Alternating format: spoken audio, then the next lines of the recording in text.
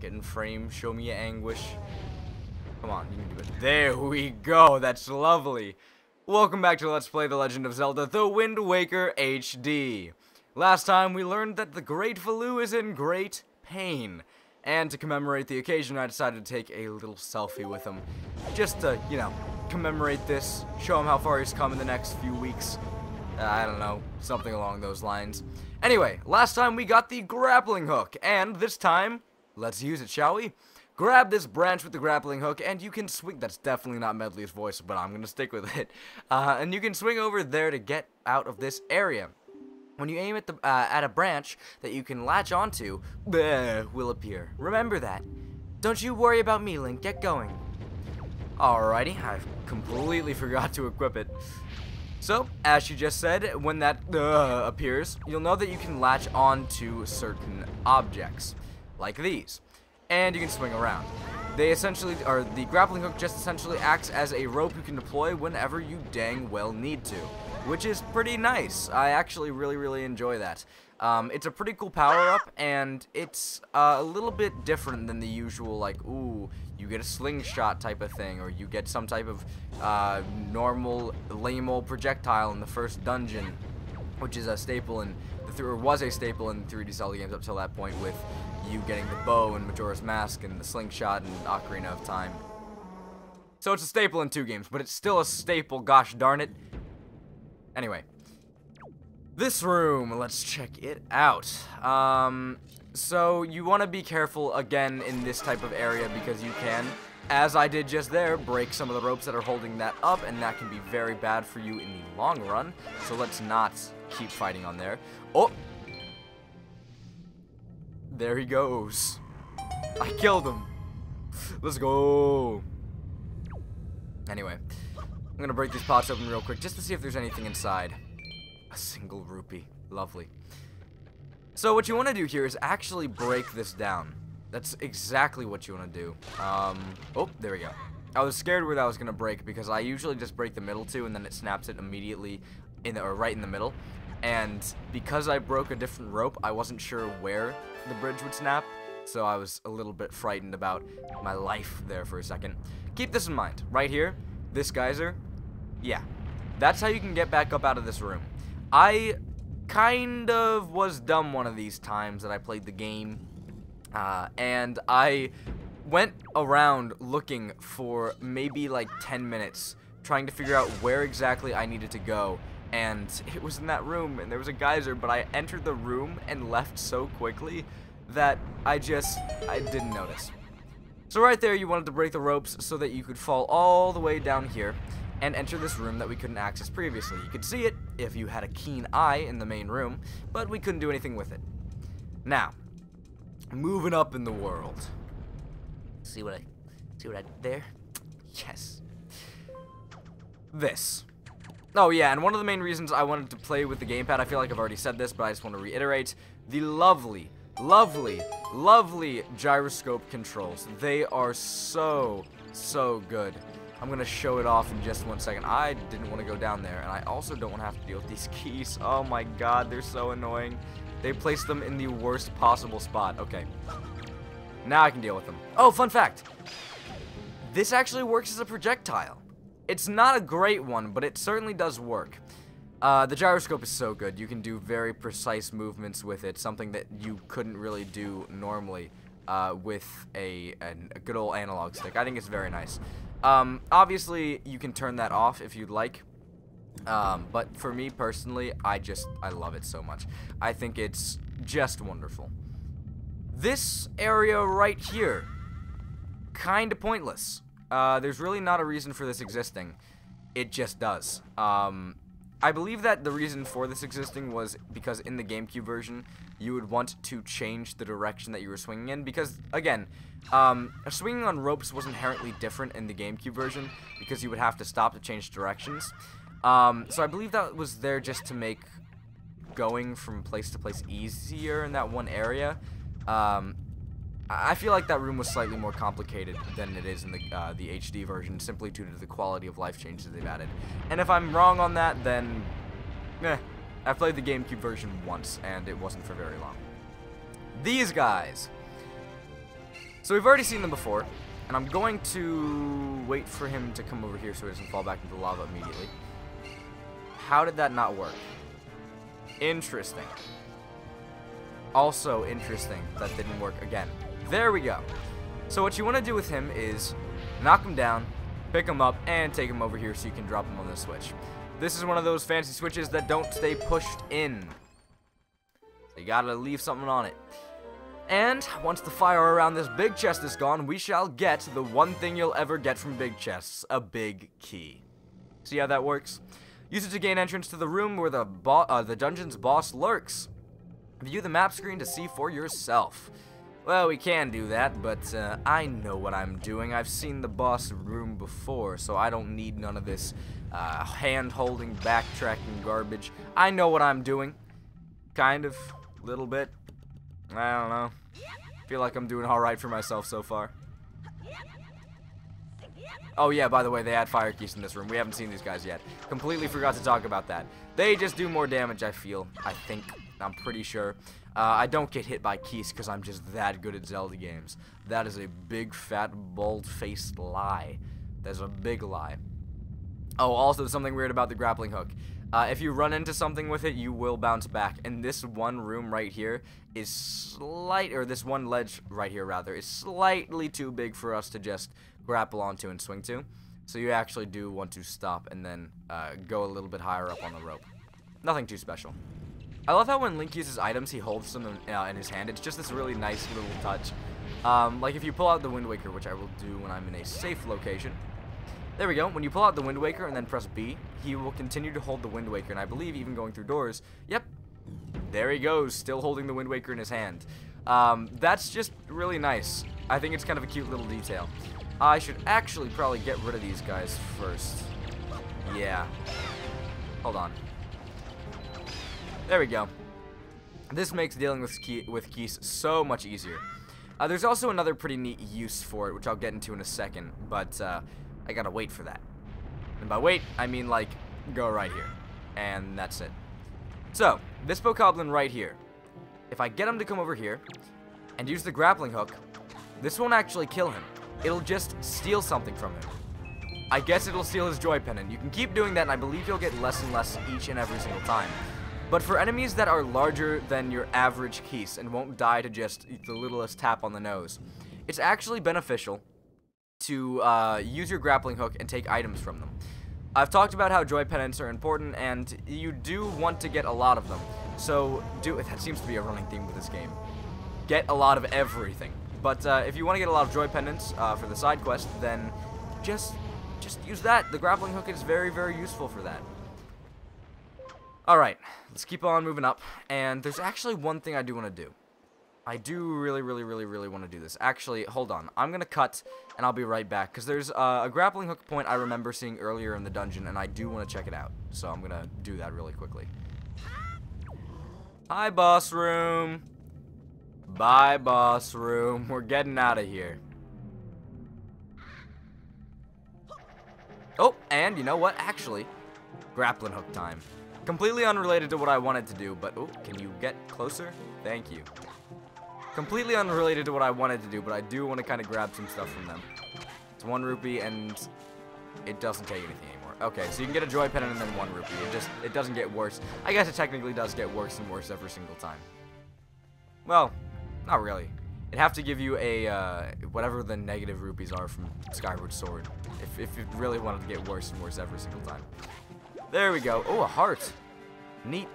Give me something else. No, that's it. Okay. So, right in here, there's this big fat room that has this in it. Let's go. I remembered correctly. So I want to fling myself over here, break this open with a well-timed jump attack, and see what's in this chest. It's probably not going to be anything too beneficial, because I usually don't come back for this on repeat playthroughs, but I will eat my own shorts. Because I was wrong. A treasure chart. That's actually not bad at all. That's actually really good. So I take it back. Okay, well that's good. I'm glad I came back for that. If I forgot that, I would have been a little bit sad. But I'll meet you back in the boss room. We've already gotten there. You already know how to get there. I'm not going to go too in-depth into that. There we go. So the way that these pots work is, if you jump into, well, let me actually just show it off instead. I know I just came out of this pot, but I'm doing it anyway. So, if you jump into the first pot, it'll take you to the second pot in the dungeon, as you will see right now. So now that we've jumped out of the second pot, hop back in. Because if you hop back in, that will take you to the third pot. It's a little weird, but it makes sense. So with that, we can fling ourselves all the way over here. See that there's another one of these guys. I really wish there was a Navi type character in this game beyond just the King of Red Lions who talks to you whenever he dang well pleases, so that I can check the names of enemies. But what are you gonna do? A King's Crest, keep it in your spoils bag. All who are skilled in the way of the sword know the value this crest has. Which was completely not what it said, but it got across the same message, so let's go with it. And over here is going to be 10. Not too shabby indeed. I don't mind that at all. So, let me break this. Oh, that is not what I wanted to do, but, alright. Break that open, that's 1 rupee, and this should have something more for me, right? Joy Pendant, that is something more. And these two, oh, I remember what's in these two. Fairies. And if you pick up a fairy, you caught a fairy in a bottle. It's so sad.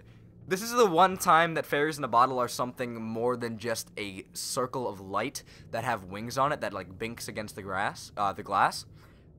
This is a full-on fairy, and oh my god, they're so sad when you lock them up in a bottle.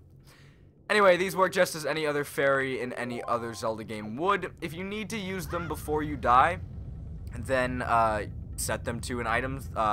You know what, actually, I'm gonna do it right now. Set them to an item slot like I have right now. Open them up, and there you go. Use the fairy, he runs away for good reason. You're making him your slave. But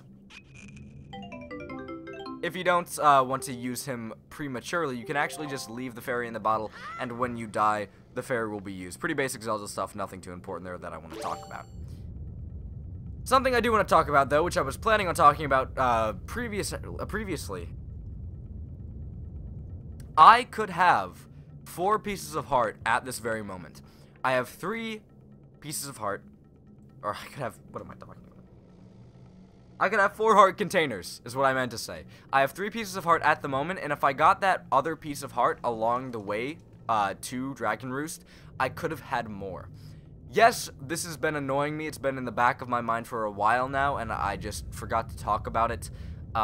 It was really annoying me for a little bit, and I was planning on leaving Dragon Roost just specifically to go get that piece of heart so I could have 4 heart containers before actually entering this boss fight. Not that I'm going to need them, but just for the sake of my OCD not getting in the way.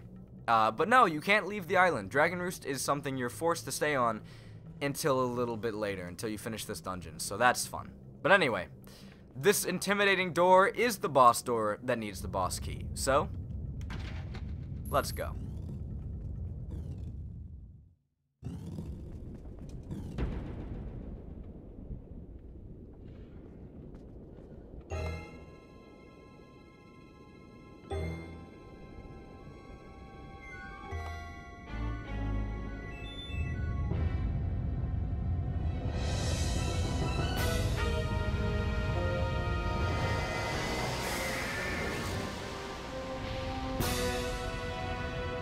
Let's fight Gohma. Yeah, that's right, this is Gohma, the same Gohma from Ocarina of Time, because somehow, through evolution, Gohma became this freak of nature. Well, she was kind of a freak of nature to begin with. The point is, Gohma has changed quite a lot. Now she has this incredibly tough exoskeleton that we cannot get through even with our new weapon. So, or new item rather. So usually with a Zelda boss, your first impression would be get hit by the massive fireball that they're shooting out as they hop out of the lava. No, your first impression is wait for them to get their eye close to you and then use your new item to hit them in the eye. While that might be your first impression here, that's not the way to go, because you won't be able to do anything. As you can see, it's just kind of knocking off the exoskeleton because it's just that tough, and apparently Gohma has learned how to blink over the course of a couple hundred years. What you want to do is grab onto the Great Valu's tail, swing onto it. Once you pull on it, that'll actually knock down the ceiling, and once the ceiling has fallen down, it'll break some of Gohma's exoskeleton, and after you've broken it enough, you will be able to do damage and do what your heart desires and just hit its eye. So that's pretty much the entire boss fight. Kind of neat. I do like how this is Gohma and how they're drawing parallels to Ocarina of Time and how Gohma, again, over the course of time has changed into this completely different thing. I don't know, it's pretty neat. I enjoy it. And I think this general idea of kind of, instead of the usual first dungeon Zelda boss, where you just take your projectile weapon and hit the boss in the eye, you do have to think a little bit outside the box for fighting this boss fight comparatively to those other boss fights, like the original Gohma, where you just shot Gohma in the eye and then you could hit Gohma's eye like I'm doing right now. It's a little bit more interesting than that, I feel. So, a very solid boss fight for a very solid dungeon. I really enjoy it. It's just easy enough, but it's still really cool. And also, you can kill Gohma with the grappling hook. I never knew that was possible until now. Neat.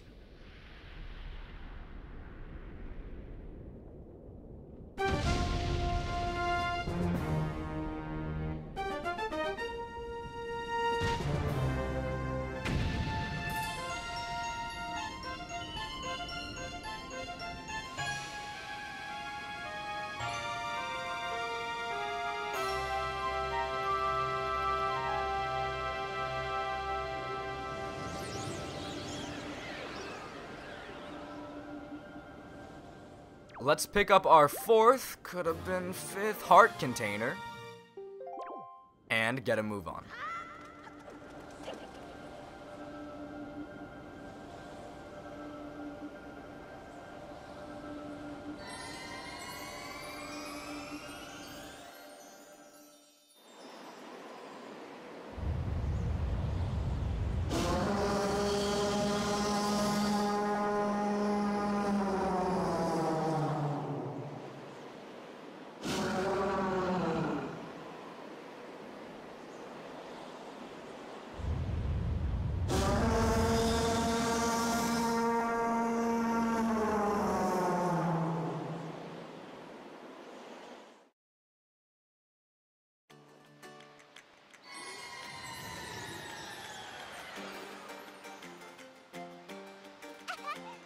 Link. Well, Prince Komali, don't you have something you want to say? I heard everything from Medley. Link, thank you so much. I'm sorry I mistrusted you. I hope I can be like you someday, Link. You will, Komali. I just know it. Right, Link?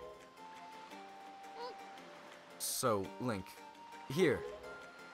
I want you to take this, Link. Giving you the thing I value most will give me the courage I need to stand up to bad things. You received Din's Pearl. This is the gem the Ritos claim was passed down from the Great Goddess.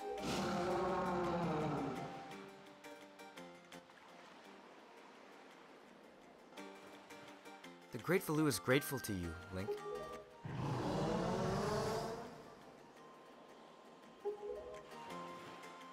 Use the wind god's wind? That's what he said, but I don't understand. I wonder what it means. The wind god's wind. I wonder if what he's talking about has anything to do with the wind shrine that's through that tunnel that I've already dealt with. Oh, I almost forgot. The Great Valu also names you, Link, a true hero. I agree with him. As far as we're concerned, Link, you really are a hero. Well, I'm going to go and visit Valu. I'll come and see you sometime, with the best pair of wings ever. Hey, Prince Komali! Thank you so much, Link. See you again someday. Aww. I did give Prince Komali a lot of crap, and I like doing that just for the sake of drama, but he's really not a bad guy.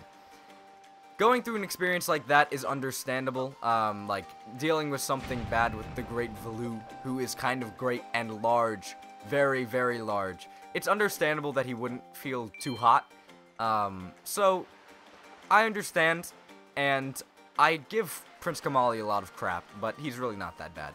Just not the greatest first impression, and first impressions are hard to break.